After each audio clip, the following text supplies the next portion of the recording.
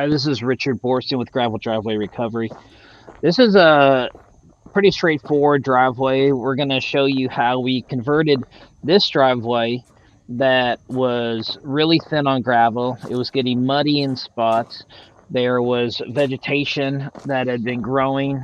We had the owner spray it before we got there to help with some of that effect.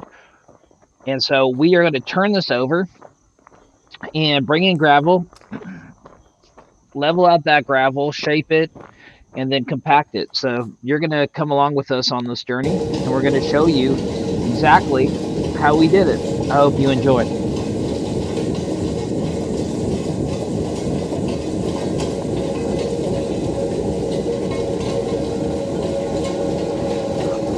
What we're using here is a soils conditioner that allows us to turn the gravel over. We bring up the fines from underneath, and we lay them back down right where we pick them up. Now, in this case, you might think, well, why would you do that if you're going to be bringing in new gravel? And the answer is that it's hard to tell from the video, but there are several places that just have some unevenness, some ruts that we're wanting to start. There were some highs and lows. And so whenever that's the case, I always like to come in and level it out so that we're setting a good foundation for the gravel that we're going to be placing on top of it. And so I'm just running back and forth here, getting a straight shot from the beginning of the driveway so that it's nice and even and lays in well all the way to where the concrete pad was.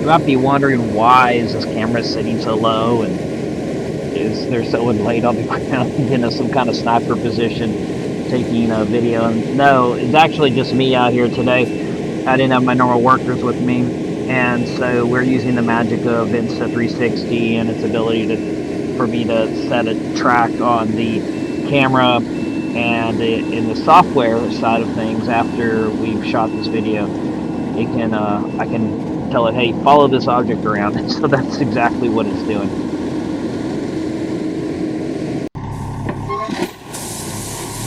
So we had it all leveled out. It got the truck to come. As the truck guy always says, the tree trimming is free.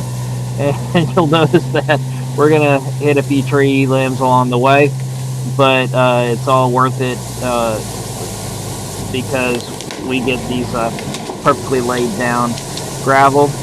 He's going to hit the end of it. We're going to have a little extra, so I'm going to have him drop it right here, signal to him that's a good place to stop, and then he's going to come back in and lay it down.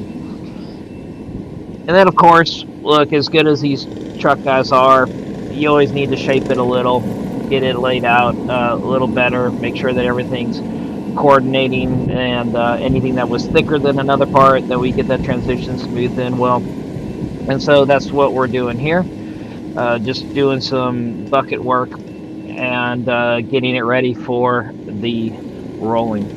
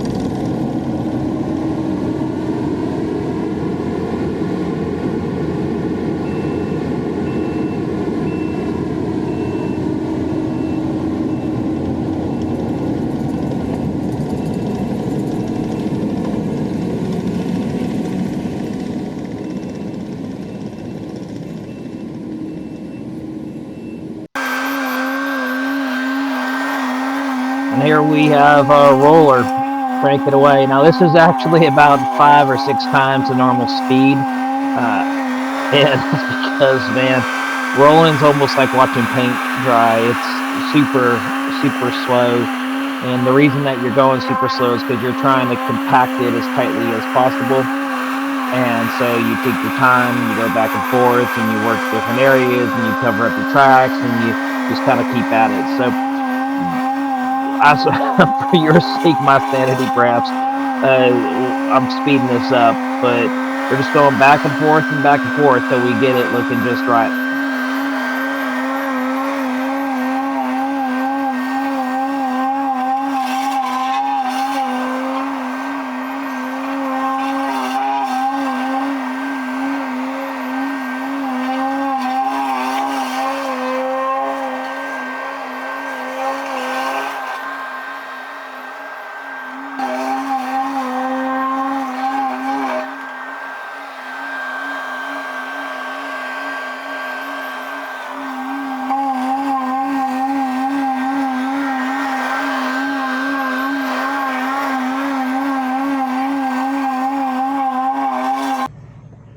And here you go. Here's what the finished product looks like. And you can hopefully see a nice difference here. It's hard, durable. It's going to last for a long time. We got it up off the ground a little, put a little shape to it so the water should move nicely off the driveway. And it's compacted tightly. Fortunately, we have some good moisture content in the crusher as it was brought to us, so allowed us to really get it tight. And that's what I got for y'all.